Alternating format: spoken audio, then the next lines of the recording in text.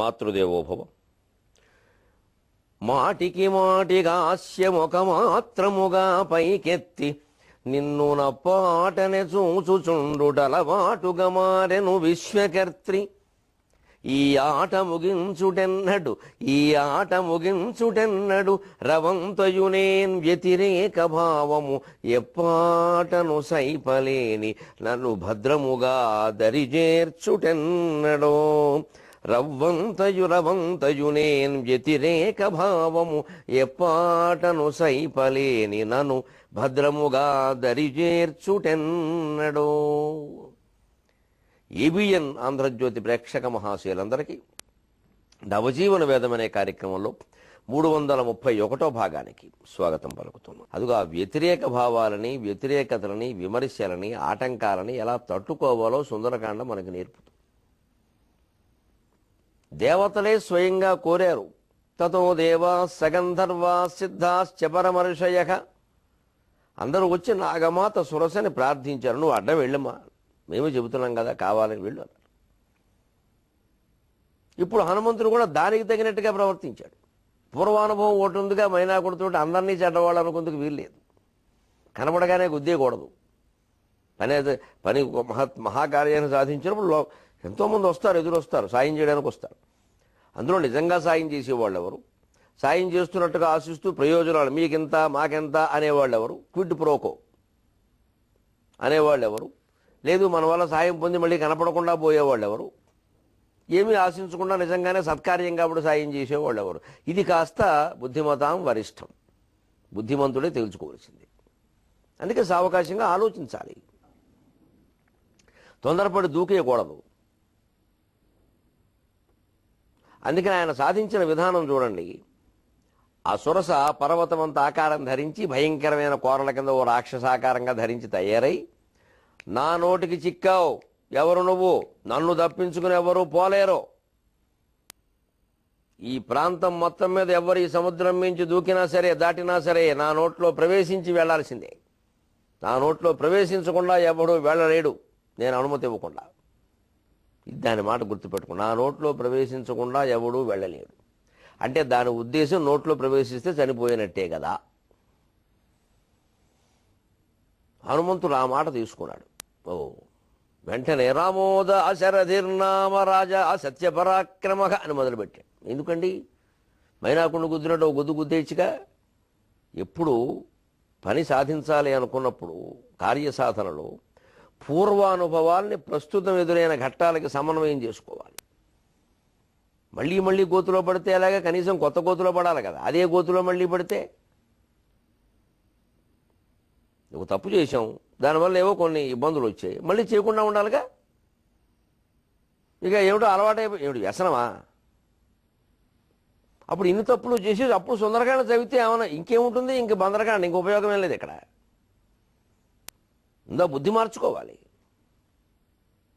అదే చెబుతున్నాడు ఇక్కడ. ఆలోచించాడు. ఇదివరకు ఇలాగే కనపడగానే గుద్దేశాం ఆ మైనాకుడిని, తర్వాత ఏమనుకోకని చెప్పాల్సి వచ్చింది. ఎందుకది, అనవసరంగా గొడవ ఎందుకు, ఏమిటో అని రాముడనే మహానుభావుడు ఉన్నాడమ్మా అని భార్యను రావణాసురుడు ఎత్తుకుపోయాడు. పితృవాక్య పాలన నిమిత్తం ఆయన అరణ్యానికి వచ్చాడు. ఆయన భార్యను రావణాసురుడు ఎత్తుకుపోయేవాడు. వాడి లేక లంకలో ఉన్నాడని తెలిసింది. మేము అందుకోసం పెడుతున్నాం, మీతో మాకేం ఇబ్బందులు అని చరిత్ర చెప్పాడు. ఈ చరిత్ర అంతా చెప్పడం అవసరమా? పని జరగాలంటే అంతే, అసలు ఏమిటో తెలుసుకోవాలి కదా.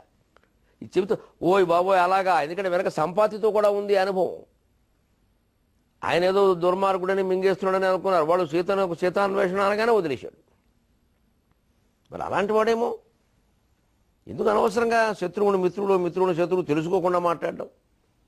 కాస్త 10 నిమిషాలు మనం వచ్చినవాడు కొత్తవాడైనా 2 నిమిషాలు మనం మాట్లాడకుండా వాడి కళ్ళల్లోకి చూస్తూ వాడి మాటలే వింటే స్పష్టంగా తెలిసిపోతుంది.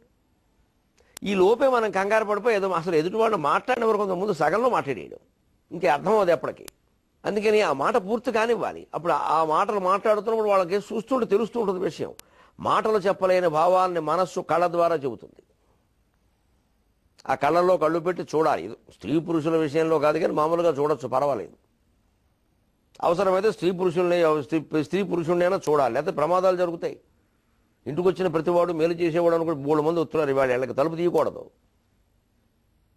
చూడాలి మనిషిని. అలాగని పూర్తిగా తీయకుండా అలాగే మాట్లాడితే భర్తకు చాలా కావలసిన వాడేమో ఏమంటాడో వచ్చాక రకరకాల ఇబ్బందులు ఉంటాయి, తెలుసుకోవాలి. ఇంత చిన్న విషయాలు అనుకుంటున్న మనం వీటికి కూడా సుందరకాండ ఉపయోగపడుతుంది.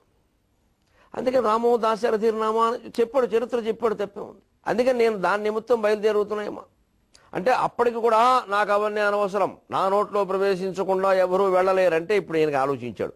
దీనికి ఏదో ఈ నోట్లో ప్రవేశించడం అనే వ్రతం ఒకటి పెట్టుకున్నట్టుంది.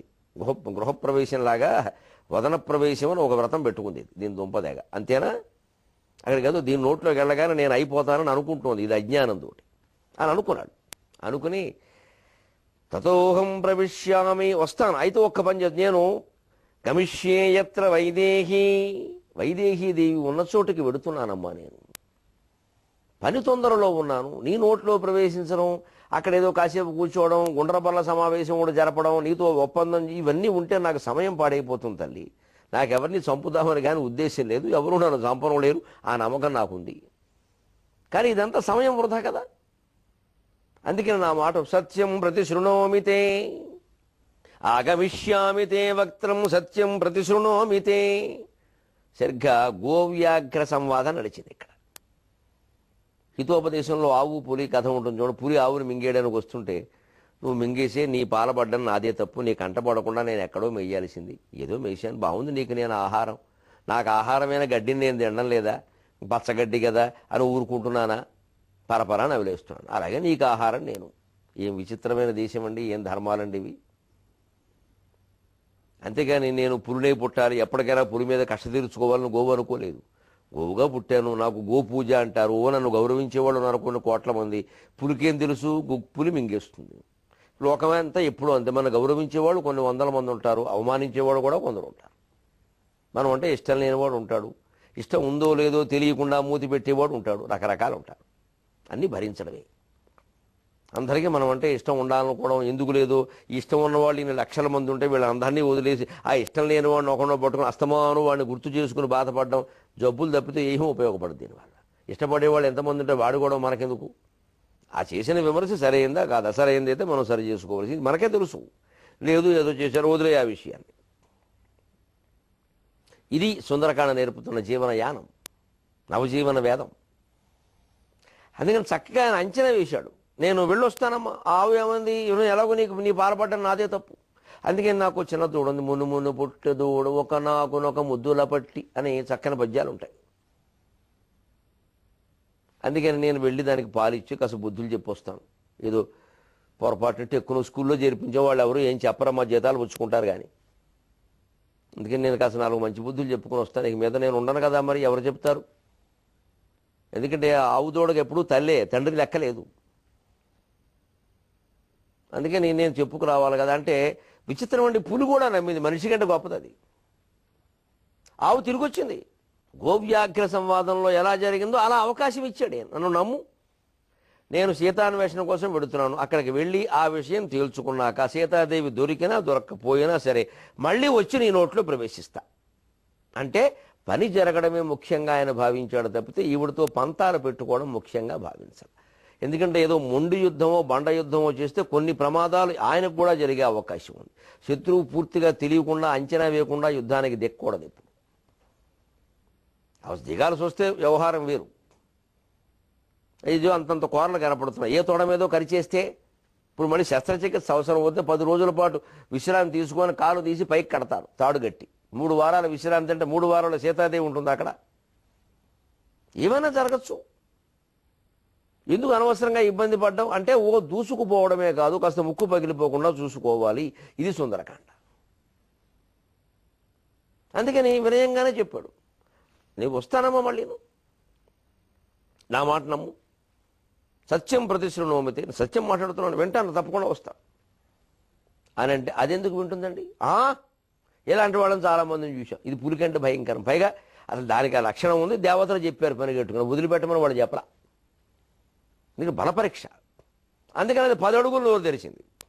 ఈయన చూశాడు, ఓహో ఇదేదో వేషం వేస్తుంది ఇక్కడ, సరే బాగుంది, ఇంక ఇలాంటి వాళ్ళతో అనవసరం.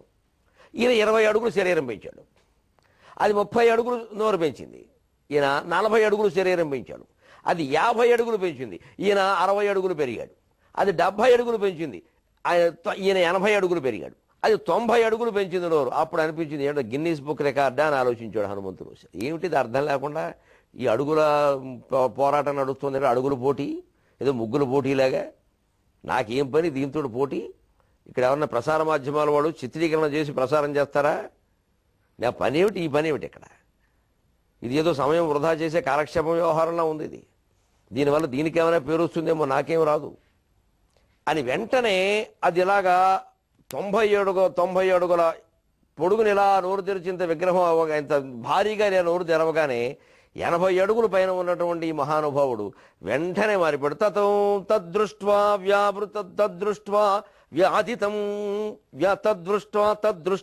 వ్యాధితం ద్వాస్యం వాయుపుత్రస్స బుద్ధిమాన్ సుసంక్షిప్యాత్మనః కాయం బభూవ అంగుష్ఠమాత్రకః అంగుష్ఠమాత్రః పురుషోంతరాత్మా. శ్వేతాశ్వత రూపనిషత్తులో మాట. అంగుష్ఠమాత్రః పురుషోంతరాత్మా అది ప్రయోగం. అందుకని సుందరకాండ మంత్రపూతమైనటువంటి కావ్యభాగం, కేవలం కవిత్వం కాదు, మంత్రపూతమైన కావ్యభాగం. అందుకని రామాయణంలో దాని ప్రత్యేకత దానికి ఉంది. వేద రహస్యాలన్నీ ఇందులో అసలు రామాయణమే అంతా. వేద ప్రాచేత సాదాసీత్ సాక్షాత్ రామాయణాత్మ. అందులో మళ్ళీ సుందరకాండ, ఎందుకంటే రామాయణం మొత్తంలో సుందరకాండ మధ్యలో ఉంటుంది. ఈ సుందరకాండలో నాయకుడు హనుమంతుడు. అందుకే రామాయణ మహామాల రత్నం వందే అనిలాత్మజం. రామాయణం అంతా ఈ మెడలో ఉన్న ఒక దండ అనుకుంటే, ఈ దండ మొత్తానికి నాయకుడు ఎవరైనా ముఖ్యం ఈ కొలికి పోస. ఎప్పుడైనా దీన్ని ఇలా వేలాడదీయాలంటే ఏం చేస్తాం? ఇక్కడ పట్టుకో, ఈ కొలికి పోస దగ్గర పట్టుకుని ఇలా అంటాం, ఓసారి ఇలా అంటాం, ఇప్పుడు గోస్ట్. నాయకుడు ఎవరు? ఆయన. నాయకుడు సరి చేస్తే అన్నీ సరుగుతాయి. రామాయణం అనే మహామాలకి కొలికి పోసి సుందరకాండ. సుందరకాండలో నాయకుడు హనుమంతుడు కాబట్టి రామాయణ మహామాల రత్నం హనుమంతుడు అయ్యాడు. రాముడో సీతో కాలేదు. ఇది రహస్యం. తద్దృష్ట్వా వ్యాధితం ద్వాస్యం. అది అలా భయంకరంగా నోరు తెరిచేసాడు, కనిపెట్టేశాడు. ఓ నాకు ఈ పోటీలన్నీ దేనికి పని లేక అన్నాడు. ఇక్కడే ఒక్క విషయం మనం చెప్పుకోవాలి. నేను అర్థం కావడం కోసం అడుగుల్లో చెప్పాను. 10 అడుగులు, 20 అడుగులు, 30 అడుగులు, 40 అడుగులు, 90 అడుగులు. కానీ వాస్తవంగా వాల్మీకి రామాయణంలో యోజనాల్లో ఉండేది. ఏకంగా 10 యోజనాలు నోరు తెరిచింది. ఈయన 20 యోజనాలు పొడుగు పెరిగాడు. అది 30 యోజనాలు తెరిచింది. ఈయన 40 యోజనాలు పెరిగాడు. చివరికి 90 యోజనాలు. ఇక్కడే మనం రామాయణాన్ని కావ్యంగా అర్థం చేసుకోవాలి. రామాయణం కావ్యం, భారతం ఇతిహాసం, భాగవతం పురాణం. అన్నింటినీ ఒకే ఘాటన గట్టి మాట్లాడకూడదు. పవిత్ర గ్రంథాలే, కానీ దీని లెక్క దానుకుంటుంది. రాముడు పవిత్రుడే, కృష్ణుడు పవిత్రుడే, ధర్మరాజు పవిత్రుడే, గౌతమ బుద్ధుడు పవిత్రుడే. తేడాలు లేవా? అంతే. పవిత్ర గ్రంథాల మధ్యలో కూడా అంతే. రామాయణాన్ని కావ్య దృష్టితో చూడాలి. కవిత్వంలో ఎప్పుడూ కొన్ని అతిశయోక్తులు ఉంటాయి, కొన్ని కల్పనలు ఉంటాయి, కొంత ఊహ ఉంటుంది, అపోహ కూడా ఉండొచ్చు. ఇతిహాసంలో అవన్నీ ఉండవు. భారతాన్ని అలా చూడకూడదు. భారతం ఇతిహాసం, చరిత్ర. ఇతిహాసం. వ్యాసుడు దాన్ని ఆ దృష్టితో, అందుకని రాజవంశాల చరిత్ర అన్నీ చెప్పాడు. ఆయనకి ఉపదేశం ప్రధానం, ఆయనకి ధర్మం ప్రధానం, కవిత్వం ప్రధానం కాదు. కవిత్వం దాన్ని తెలుగులోకి తీసుకొచ్చినప్పుడు కొంచెం కవిత్వాన్ని ప్రధానం చేశారు తిక్కన గారు. మరీను మరి ఆయన కవి. అందుకే మహాభారతం 1700 శ్లోకాలు ఉంటే తెలుగులోకి వచ్చేసరి 21,497 గద్య పద్యాలు అయింది. 21,497. ఎందుకు 5వ వంతు రాశారంటే వీళ్ళు కవిత్వం ప్రధానంగా రాశారు. ఆ ధర్మోపదేశాలు వచ్చినట్టు తగ్గించారు. ఎందుకంటే ఇప్పుడున్న 21,497 పద్యాలు కూడా నేను పూర్తిగా చదివాననే వాళ్ళు ఎంతమంది ఉన్నారు? ఇంకా దాన్ని 1,00,000 పద్యాలు చేస్తే చదవడం కాదు, పట్టుకోవడం కూడా కష్టం పుస్తకాలు. ఇంక పైన పెట్టి పూజ చేయడం మొదలు పెడతారు. మన తెలుగు వాళ్ళ బుద్ధులు మన వాళ్ళకి తెలుసు, అందుకే ఆ పని చేశారు. మనం ఏదో పారాయణ చేయవలసి వస్తే సంస్కృతం చేస్తాం, కానీ తెలుగు చేయంగా అందులోనూ కూడా వేరేదే మనకి ఇష్టం మనకంటే. మనకి ఏదైనా పరాయిదే కావాలి, సొంతం అసలు పనికిరాదు. ఆత్మాభిమానం అనేది ఉంటేగా అసలు. పారాయణ చేసే గ్రంథాలని సంస్కృతంలో మరాఠీ, తమిళం కూడా పారాయణ చేసేస్తాం మనం, అర్థం కాకపోయినా. మలయాళం, తెలుగు చేయం. అందుకే దేవుడి పేరు మీదైనా తెలుగు పుస్తకాలు పారాయణ చేసేవాళ్ళంటే నాకు ఇష్టం. చాలా నమస్కారం. తెలుగులో చదవండి పర్వాలేదు, అందులో ఎంత ఫలితం ఇందులో అంతే ఉంటుంది. తెలుగు ఏ రకంగానూ సంస్కృతం సహా ఏ భాషకే తక్కువది కాదు. పారాయణ చేస్తే ఫలాలు ఉంటే తెలుగులో కూడా వస్తాయి. చిత్తశుద్ధే ప్రధానం అక్కడ. కానీ మన స్వభావాలు ఏమిటి అంటే మంత్రాలు అమ్మ అవన్నీ సంస్కృతంలోనే ఉండాలి, మాకు అర్థం అవ్వదే తెలియదే, కొందరు చదవచ్చు అంటారు, కొందరు చదవకూడదా, ఎందుకు ఈ రొంపి, తెలుగులో ఉంటే అందరూ చదవచ్చు, విషయం అర్థమవుతుంది ముందు. అందుకని ఆధ్యాత్మిక మార్గంలో కూడా తెలుగునే ఎక్కువగా వాడాలి మనం.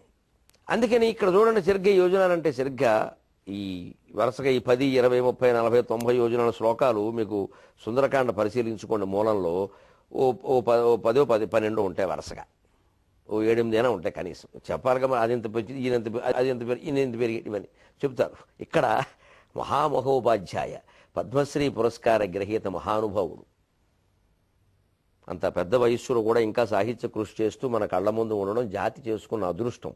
పుల్లెల శ్రీరామచంద్రుడు గారు పేరు తలుచుకుంటేనే ఒళ్ళు పులకిస్తుంది. పుల్లెల శ్రీరామచంద్రుడు గారు మన కళ్ళ ముందు ఉన్న వాల్మీకి, మన కళ్ళ ముందు ఉన్న వ్యాసుడు. ఆయన సరైన వ్యాఖ్యానం. నిజంగా ఈ గొప్పలు ఊరికే పెంచేసే వ్యాఖ్యానాలు, మహిమలు మాయలు పెంచేసే వ్యాఖ్యానాల్లోకి మనం వెళ్ళకూడదు. ఇప్పుడు వాస్తవం చెప్పాలి. ఆయన వాస్తవం చెప్పారు అక్కడ. బహుశా ఈ ఊరికి 10 యోజనాలు 90 యోజనాలన్నీ పెంచేసిన శ్లోకాలన్నీ ఎవరో కాస్త బాల్య చాపల్యంతో రాసి పెట్టేసి ఉంటారు ఇందులో, ఇది ప్రక్షిప్తమై ఉంటుందని ఆయన స్పష్టంగా చెప్పారు. ఔచిత్యం ఉంది అక్కడ. అనౌచిత్యాదృతే రసభంగస్య కారణం ప్రాథమికమైన సూత్రం ఇది కావ్యమీమాంసలోను కావ్యాదర్శంలో కూడా. అనౌచిత్యాదృజేనాన్యత్ రసభంగస్య కారణం. కావ్యం అనౌచిత్యాన్ని మించినటువంటి రసభంగానికి కారణం వేరే ఏది లేదు. కావ్యంలో ఎప్పుడైనా రసభంగం జరిగే అనౌచిత్యం అంటే ఒక శృంగార రస సంబంధమైనటువంటి విషయం మనం అందులో లీనమే మాట్లాడుతున్నప్పుడు ఒక అసహ్యకరమైనటువంటి చెలోక్తో అసహ్యకరమైన మాట రాకూడదు, మధ్యలో చుగుప్సాకరమైన మాటలు రాకూడదు. ఆ శృంగార రసం పాడైపోయింది. అలాగ ఒక వీరరస సంబంధమైనటువంటి పద్యం పాడుతున్నప్పుడు మధ్యలో తుమ్ము రాకూడదు, జాగ్రత్త పడవలసింది. వ్యాఖ్యానమేనా అంతే. అప్పుడు కంఠం అనర్గళంగా అలా వెళ్ళాలి, తట్టుకుంటూ మాట్లాడకూడదు, అది అనౌచిత్యం. అది ఆ వీరరసం మధ్యలో ఏదో సినిమా గురించి ఏదో కలపచ్చు, తప్పులా. సినిమాలు రాజకీయం అన్నీ కలపచ్చు, కానీ ఆ స్థాయికి తగిన ఉదాత్తంగా ఉండాలి. ఒకసారి చేస్తాం, మా బోటిగాళ్ళని కూడా పొరపాటు చేస్తాం, అది వ్యామోహమే, తప్పే, ఒప్పుకోవాల్సిందే. అందుకే మనసులోకి వచ్చిందల్లా మాటలోకి వెళ్ళిపోతే ప్రమాదం. వేగం తగ్గించుకోవాలి వక్తలు. వేగంగా మాట్లాడడం వల్ల గొప్పది అనుకోవడం వల్ల చాలామంది వేగంగా మాట్లాడతారు, కానీ వేగంగా మాట్లాడడంలో అనేక దోషాలు వస్తాయి. కాస్త వాక్యానికి మధ్యలో ఏడో అక్కడ చుక్క పెట్టాడన్న విషయం మనకి తెలియడం మంచిది. ఆ మాటలే ఎప్పుడూ మంచిది. నాతో సహా అందరూ నేర్చుకోవాల్సిన విషయం. ఆ వేగం ఏమవుతుందో మనసులో ఏ భావం ఉందో ఆ భావం వచ్చేస్తుంది అందులోకి. తర్వాత అనుకుంటాం ఇది మాట్లాడకుండా ఉండాలి, ఇంకేమంటాం, అయిపోయింది. ఈ అభ్యాసం చేసి తీరాలి. ఎందుకే మంచి వాగ్మి కావాలంటే సుందరకాండే ప్రమాణం. ఇక్కడ పుల్లెల శ్రీరామచంద్రుడు గారు ఇవి ఎవరో పెట్టేసి ఉంటారు బాల్య చాపల్యంతో. ఎందుకోసం అన్నాడంటే ఆయన 90 యోజనాల పొడవు నోరు తెరిచి 100 యోజనాల పొడవు ఈయన శరీరం పెరిగితే లంకలో ఉంటుంది ఈయన కాలు, ఉన్న సముద్రమే 100 యోజనాలు కదా, లెక్క చూడకపోతే అలాగా అన్నాడు. మరి అదే కదండి ఔచిత్యం. 100 యోజనాలు నోరు కాలు తెరుస్తూ కూర్చుంటే లంకలో ఉండరా వెళ్ళి ఇద్దరును. అందుకనే మనం అడుగుల్లోనే చెప్పుకోవాలి. కావ్యంలో అలా ఉన్నా ఎవరో పెట్టుండొచ్చు, లేకపోయినా అతిశయోక్తి కావచ్చు. అంటే కావ్య దృష్టితోనే రామాయణాన్ని చూడాలి. ప్రతిదాన్ని చరిత్ర లోతుల్లో గడిపి ఇది ఇలాగే అచ్చంగా ఇలాగే జరిగింది అనుకోకూడదు. అలా జరగాల్సిన అవసరం ఏం లేదు. దాని ద్వారా నువ్వు గ్రహించాల్సింది గ్రహించు చాలు. అంచేత రామాయణంలో కావ్యత్వం ఎక్కువ, భారతంలో ఆ చారిత్రక స్థాయి ఎక్కువ. అందులో కూడా కల్పనలు ఉండొచ్చు, కవిత్వం ఉండొచ్చు, వ్యాసుడు చెప్తాడు, దానికే ఉంది. కానీ ఆ ప్రధానంగా చరిత్ర. భాగవతం, అసలు భాగవతంలో కథలు ఏవి కూడా చరిత్ర గురించి మాట్లాడకూడదు, జరుగుతాయి, కానీ ఆ దృష్టితో చూడద్దు. పురాణం సింబాలిక్, ప్రతీకాత్మకత. గజేంద్రుడు దేనికి ప్రత్యేక, వామన చరిత్ర దేనికి ప్రత్యేక, ఈ నెత్తి మీద కాలు పెట్టాడంటే ఏది ఆ ప్రతీక, కాలు ఏమిటి, ఆ మెదడేమిటి అసలు. అందుకని బలిచక్రవర్తి ఒక రాజు ఇలా తొక్కాడు, కిందకి వెళ్ళాడు, అప్పుడు భూమి పగిలింది, ఇలా ఆలోచించకూడదు దాన్ని. అదంతా అహంకారానికి, అహంకార నిర్మూలనానికి సంబంధించినటువంటి కథ. అలాగే భాగవతం పురాణం లాగా 18 పురాణాల్లో కథల్ని అలాగే తీసుకోవాలి మనం. వాటి చరిత్ర లోతుల్లోకి వెళ్ళిపోకూడదు. అందులో కొన్ని జరిగినవి, అన్నీ జరిగినవి, చాలా భాగం జరిగినవి, కొంత దాన్ని పెంచుతారు, కలుపుతారు, కొన్ని జరగనివి కూడా కలుపుతారు. తాత్వికంగానే కొన్ని కథలు చెప్పారు భాగవతంలో, పురంజనోపాఖ్యానం ప్రధానంగా. ఆ పేర్లు చూస్తే అర్థమవుతుంది, అంతా కల్పించిన వ్యవహారం. ఎందుకంటే ఒక తత్వం అర్థం కావడానికి. అలా ఉంటే అలా అని అన్నీ అలా అనుకుందుకు వీలు లేదు. కాస్త ఆ దృష్టి ఉంటే సరిపోతుంది, అంతకంటే ఏమక్క. అందుకని ఇక్కడ సరిగ్గా చూడండి, ఆయన చూడగానే వ్యాధితం దృష్టా వ్యాధితం త్వాస్యం, అలా తెరిచినటువంటి నోరు చూశాడు. వాయుపుత్రస్వ బుద్ధిమాన్, ఈయన కేవలం వాయుపుత్రుడు బలవంతుడే కాదు, బుద్ధిమంతుడు కూడా. శారీరక బలం ఎంత ముఖ్యమో మానసికమైనటువంటి స్థైర్యం, బుద్ధి సూక్ష్మత అంత ముఖ్యం కార్యసాధకత్వంలో పని కావాలంటే. అందుకని ఏం చేశాడు, సుసంక్షిప్యాత్మనఃకాయం, తన శరీరాన్ని తానే బాగా చిన్న చేసేసుకున్నాడు. అది 90 యోజనాలు కాబట్టి 90 అడుగులు అనుకుందాం మన లెక్కలోకి. 90 అడుగులు నోరు తెరిస్తే ఈయన వెంటనే 4 అడుగుల వాడు అయిపోయిన 90 అడుగుల శరీరంలోంచి 4 అడుగుల వాడు బయటికి రావడం చాలా తేలిక. బభూవ అంగుష్టమాత్రక, బొటన వేలంత, 4 అడుగులు కూడా కాదు, 2 అంగుళాలు కూడా కాదు, ఇంత అయ్యాడు. 2 అంగుళాలు ఇంత అయ్యాడు, ఇంత అయిపోయాడు. 2 అంగుళాల మేరకు వచ్చాడు ఈయన. బొట్టన వేలంతా, బొట్టన వేల ఎంత పొడవున్ గని అని అంటారు విశ్వనాథ వారు. ఇంతే ఇంత అయ్యాడు. ఎందుకని అంత పెద్ద శరీరంలోంచి ఇంతవాడే బయటికి రావడం తేలిక. ఎందుకని అంత పెద్ద శరీరం పెంచినప్పుడు దాని అన్ని అవయవాలు, అన్ని రంధ్రాలు కూడా అంత విశాలంగానే ఉంటాయిగా, బయటికి రావడం కూడా తేలికే. శరీరం అంత పొడుగున్నప్పుడు మరి అన్ని చేతులు కాళ్ళు అన్ని దానికి తగినట్టుగా ఒడ్డు పొడుగు అంటారు. లేకపోతే పొట్ట ఒకటే అంత పొడుగుని చెయ్యి ఎంత ఉంటేలాగా, కొత్తిమీర కాళ్ళలాగా, అది కూడా కాస్త కనీసం మొలక్కాళ్ళలాగానే ఉండాలి.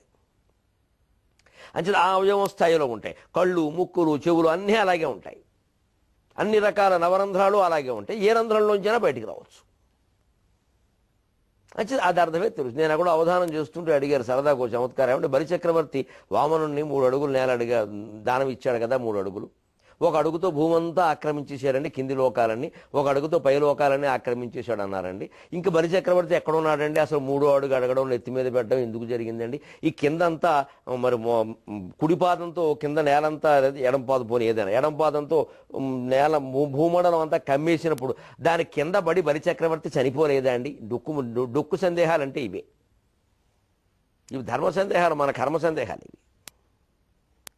అసలు ఆ కథ, ఆ తత్వం గ్రహించకుండా ఇది పట్టు కూర్చుని నేను అంతకంటే తెక్కగా చెబుతాను దీనికి. అవధానంలో అడిగారు, అప్రస్తుత ప్రసంగం అని అడుగుతారు. అవధానం పైగా కోప్పడకూడదు, చెప్పాలి కూడా. అందుకని చెప్పా, ఏమయ్యా ఒక్క మాట నువ్వే చెప్పావు కదా, పాదాలు ఇలా పాదంతో భూమండలం అంతా ఆక్రమించాడు. అటువంటిప్పుడు కింద ఆక్రమించిన కాలికి బొటన వేలు పక్క వేలు ఉంటుందా ఉండదా? ఉంటుందండి అన్నాడు. భూమండలం అంతా ఆక్రమించేంత పాదం అంటే ఇంత లావు అవ్వాలి కదా, దాని బొటన వేలు కూడా అంతలా ఉండాలి కదా, పక్క వేలు కూడా అంతలా ఉండాలి కదా, 2 వేళ్ల మధ్యలో సందు కూడా అంత ఉండాలి కదా. ఆ సందులో నిలబడ్డాడు బలిచక్రవర్తి అన్న. వెళ్ళి వీడియో తీసుకో, అదంతే. ఈ తిక్క సందేహానికి తిక్క సమాధానమే ఉంటుంది. అవధానాల్లో ఆ ప్రస్తుతాలు అలాగే ఉంటాయి. దాని లెక్క దళైలామా, ఎంత గొప్ప పేరండి, మహా సన్యాసి. దళైలామా అంటారా, మధ్యలో లైలా ఉంది ఏమిటండి అన్నాడు. దళైలామా, లైలామా, మధ్యలో లైలా ఉంది కదా, మధ్యలో లైలా ఉంది ఏమిటి? నేను వెంటనే చెప్పాను, మధ్యలో లైలా కూడా నీకెందుకయ్యా, ఇటు చివర దా ఉంది, అటు చివర మా ఉంది. దామం అంటే ఇంద్రియ నిగ్రహం. ఈ ఇంద్రియ నిగ్రహం ఉన్నవాడు మధ్యలో ఎంతమంది లైలాలు ఉన్నా పర్వాలేదు. సజ్జస్ఫూర్తి అంటారు, అమ్మవారి దయ వల్ల మనకు ఉంది అది. సరస్వతి కటాక్షం. ఈ సజ్జస్ఫూర్తి మాత్రం అండి ప్రయత్నిస్తే వచ్చేది కాదు. సజ్జస్ఫూర్తి, సమయస్ఫూర్తి అంటారే, ఇవి ప్రయత్నం వల్ల రావు. ఈ 100 పుస్తకాలు చదివినా రావు. పద్యస్ఫూర్తి సరిపోదు అవధానానికి, సజ్జస్ఫూర్తి ఉండాలి. వెంటనే చెప్పాలి. కొన్ని వేల మంది జనం ఉంటారు ఎదురుగా, ఇది మనం కూర్చుని కాలక్షేపం చేస్తే అలాగా మధ్యలో లైలా ఉంటే ఏమయ్యాద్దామా? ఇంద్రియ నిగ్రహం కూడా లైలా ఉంటే ఏమైంది, నష్టమేమిటి? అలాగా ఆ సజ్జస్ఫూర్తి ఉంటేనే పనులు అవుతాయి, కొన్ని పనులు. అలాగే ఈయన ఒక బభూవ అంగుష్టమాత్రక, అందుకని బలిచక్రవర్తి ఎక్కువ ఉన్నాడంటే మధ్యలో చూచాడయా. అలాగే హనుమంతుడు కూడా సజ్జస్ఫూర్తి, సమయస్ఫూర్తి ఉపయోగించి బొట్టన వేలంతా మారిపోయాడు. సరిగ్గా అంగుష్ట మాత్ర స్వరూపం మన హృదయంలో బొటన వేల ఆకారంలో ఉన్నటువంటి పరమాత్మని తెలుసుకోవడానికి మనం చేసే సాధన కూడా 3 అడుగుల నేల చాలు. అందుకే వామన చరిత్రలో ఒంటివాడ నాకు 2-3 అడుగుల నేల చాలు అంటాడు. ఆ 3 అడుగుల నేలలోనే మనం కూర్చుని జపం చేసి మనస్సును లోపలికి పంపించి అంతర్ముఖత్వాన్ని సాధిస్తే ఆ బొటన వేలు రూపంలో అంబభూవ అంగుష్టమాత్రక అన్న పరమాత్మ మనకి దొరికి తీరతా. మళ్ళీ 23:30 గంటల్లో కలుద్దాం. అంతవరకు తెలుగులో మాట్లాడదాం.